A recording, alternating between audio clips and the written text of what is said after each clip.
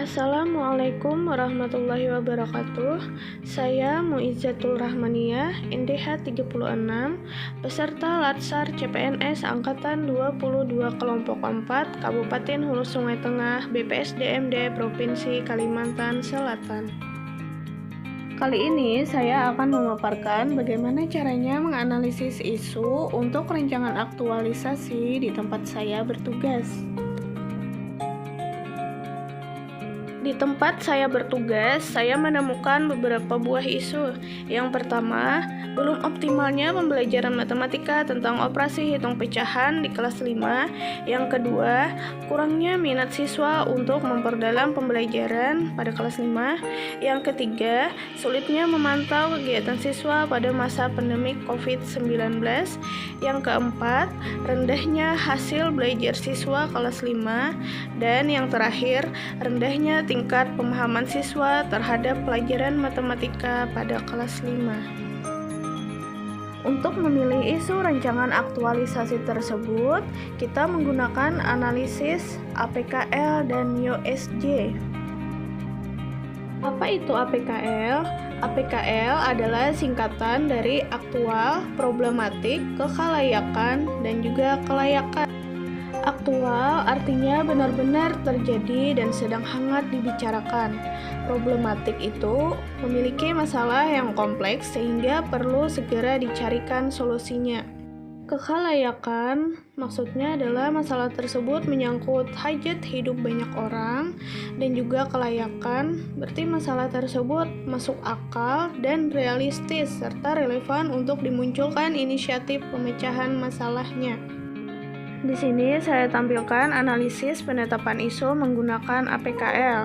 Di situ ada prinsip ASN, identifikasi isu, ada APKL, dan juga di situ ada keterangannya. Di situ ada prinsip ASN, maksudnya adalah nilai-nilai dasar PNS yang biasa disebut aneka. Kemudian juga ada kedudukan dan peran ASN. Identifikasi isu atau isu yang saya tulis di tabel ini masuknya prinsip ASN yang mana? Bisa di situ berkaitan dengan nilai-nilai PNS atau juga dikaitkan dengan kedudukan dan peran PNS. Di situ kita memilih isu yang memenuhi APKL. Di situ ada tanda plus dan juga ada tanda min. Untuk tanda plus berarti memenuhi dari A, P, K, dan L. Dan juga untuk tanda min berarti tidak memenuhi dari A, P, K, dan juga L. Dari tabel tersebut, kita lihat ada yang bertanda plus semua.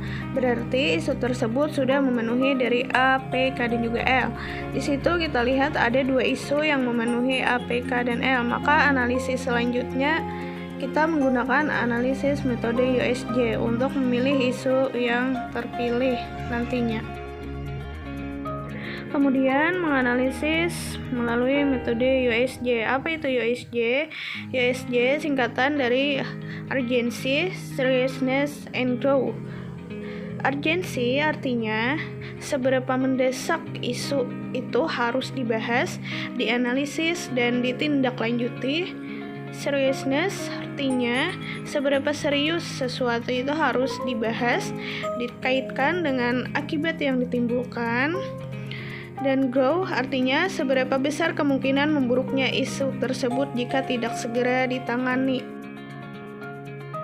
Pada tabel ini ada bobot nilai kualitas isu metode USJ.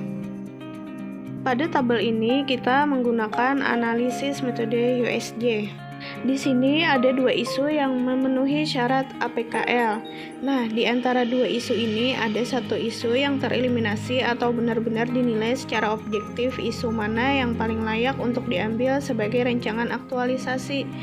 Dan pada akhirnya terpilihlah isu yang pertama, yaitu belum optimalnya pembelajaran matematika tentang operasi hitung pecahan pada kelas 5. Karena pembelajaran ini benar-benar sangat penting untuk segera diselesaikan masalahnya untuk menunjang pembelajaran yang berikutnya. Setelah kita menemukan isunya yang tepat, tahap selanjutnya kita analisis dengan diagram tulang ikan atau fishbone.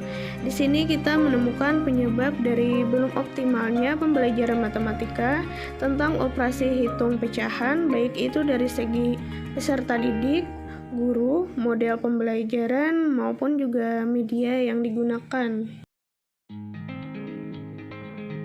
Setelah kita analisis dengan diagram tulang ikan, maka kita buatlah kegiatan untuk isu tersebut. Tahapan dari kegiatannya adalah yang pertama konsultasi dengan mentor, yang kedua membuat RPP, yang ketiga membuat media, yang keempat melaksanakan kegiatan, yang kelima melakukan evaluasi, dan yang keenam menganalisis serta tindak lanjut. Kegiatan yang pertama adalah konsultasi dengan mentor. Tahapan dari kegiatan tersebut adalah melakukan konsultasi dengan kepala sekolah sebagai mentor.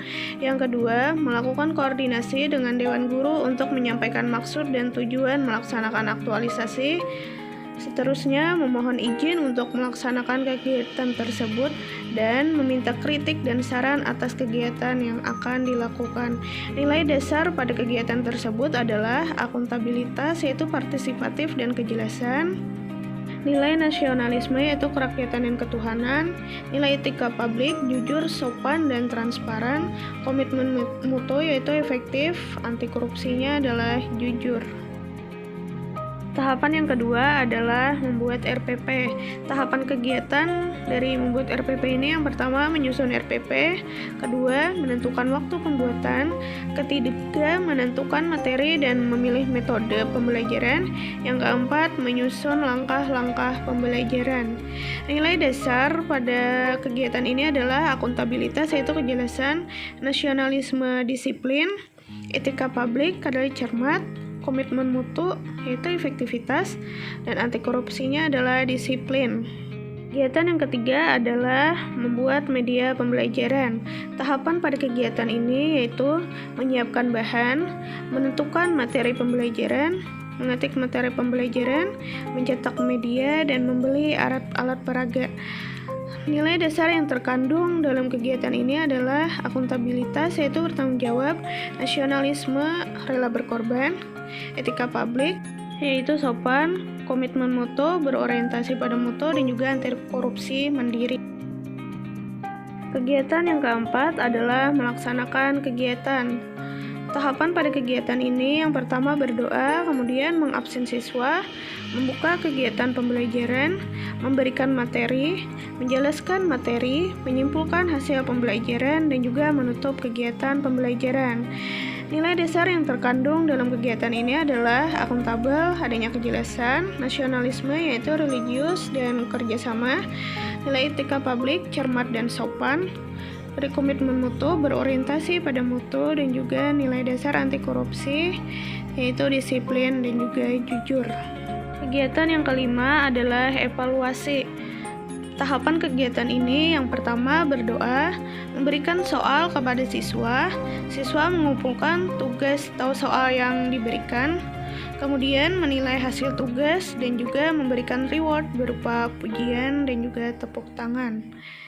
Nilai dasar yang terkandung dalam kegiatan ini yang pertama akuntabilitas yaitu bertanggung jawab, kedua nasionalisme itu religius, yang ketiga etika publik yaitu sopan, keempat komitmen mutu yaitu berorientasi pada mutu, anti korupsi yaitu jujur.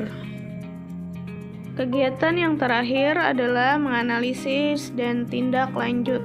Tahapan pada kegiatan ini adalah berdoa sebelum proses analisis, memulai menganalisis sampai selesai dengan teliti, memperbaiki metode pembelajaran, tidak akan merubah hasil analisis, dan juga mengumumkan hasil analisis kepada siswa untuk ditindaklanjuti.